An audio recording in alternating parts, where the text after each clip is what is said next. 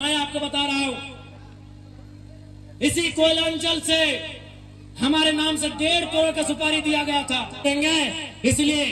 और एक बात जान लो, आप भी जानते हैं सबसे ज्यादा संकट में कोई है तो जयराम महतो है, लेकिन उसके बावजूद वो अपनी जान हथेली में रख के आपके बीच आता है, ताकि मैं भी मानता हूं अगर आज हम लोग नहीं जागे तो हमारे पास 1 इंच जमीन नहीं बचेगा, हम दर बदर की ठोकरें खाएंगे, हम बेघर हो जाएंगे।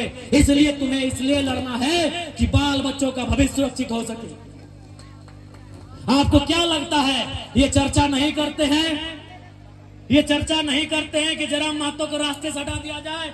मैं ये खुलासा कर रहा हूं और ये खुलासा मैं पूरे तर्क के साथ उस दिन करूंगा जिस दिन वो शूटर अगर वो बोल दे कि विधायक जी पब्लिकली बोल दीजिए तो हम बोल देंगे। मैं आपको बता रहा हूं, इसी कोयलांचल से हमारे नाम से 1.5 करोड़ का सुपारी दिया गया था, लेकिन जिसको दिया गया उस शूटर ने क्या कहा मालूम है कि जयराम महतो में हम अपना बचपन देखते हैं, हम ये सुपारी नहीं लेंगे। उसने अपने लोगों को मेरे पास भेजा और बोलिए कि जाके उनको अलर्ट कर दीजिए, हम लोग सुपारी रिटर्न कर रहे हैं, लेकिन कोई दूसरा ले लेगा तो फिर हम लोग गारंटी नहीं लेंगे। उनको बोलिए वो सुरक्षित रहे, लेकिन हम उनका नाम और सारी चीजों को क्लियर इसलिए नहीं करेंगे क्योंकि एक प्रोटोकॉल होता है। अगर वो सच बोल दे कि आप पब्लिकली प्रेस में आके बोल दीजिए, हम उस दिन बोलने में हमको डर नहीं लगेगा। 1.5 करोड़ का सुपारी सिर्फ इसलिए गया था कि ये सब पे बात करता है, ये कंपनी पे बात करता है, कोयला पे बात करता है, ये करप्शन पे बात करता है। ये आपको मैं एक सच्चाई अपनी बता रहा हूं, लेकिन उसने लेने से इनकार कर दिया कि जयराम महतो में हम अपना बचपन देखते हैं। वो आज भी मिट्टी से निकलकर बाहर आया है। तो इनको ये आपको क्या लगता है कि इनको हमारे शब्दों से, हमारे विचारों से, हमारी आवाज से इनके पेंट गिली नहीं हो रही है? ये तैयारी कर रहे हैं, ये इस बात की तैयारी कर रहे हैं कि शक्तिनाथ महतो की तर्ज पर इसे हटा दिया जाए, ये इस बात की तैयारी कर रहे हैं कि हमें ठिकाने लगा दिया जाए।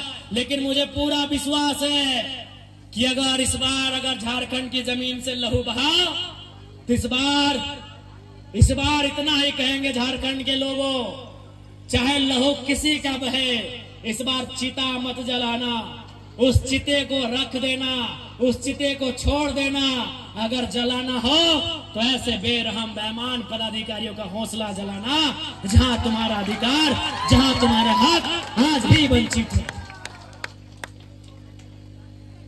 ज्यादा समय नहीं लेंगे, जयराम महतो विस्थापन की लड़ाई लड़ने तैयार है, चाहे सड़क हो या सदन हो।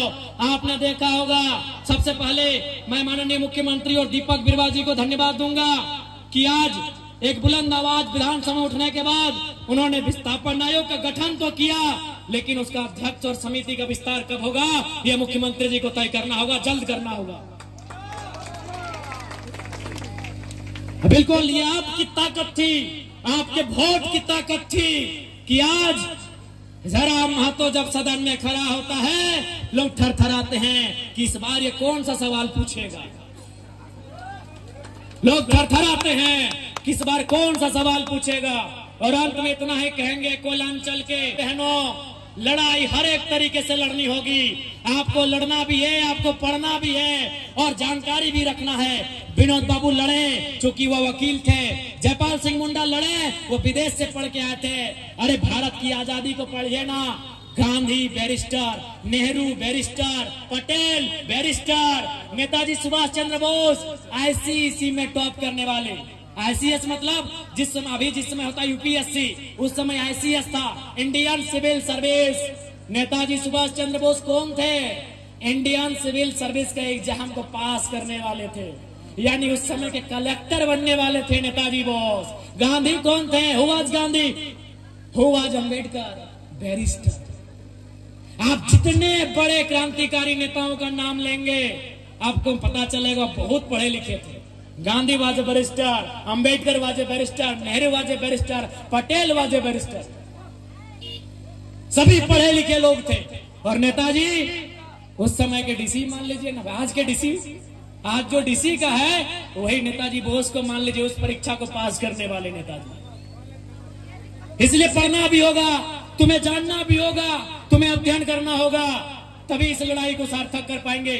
चूंकि रात हो जाएगी और हमको भी लगता है कि बात करने से तो रात और फिर सुबह हो जाएगी, लेकिन फिर आपको घर जाना है। और मैं प्रबंधन को साफ कह दूंगा, अगली लड़ाई के लिए तैयार है, अगली बार गेट बंदी तालाबंदी के लिए तैयार है। अगर आपकी तरफ से अनहोनी हुई तो अनहोनी को उत्तर अनहोनी से दिया जाएगा।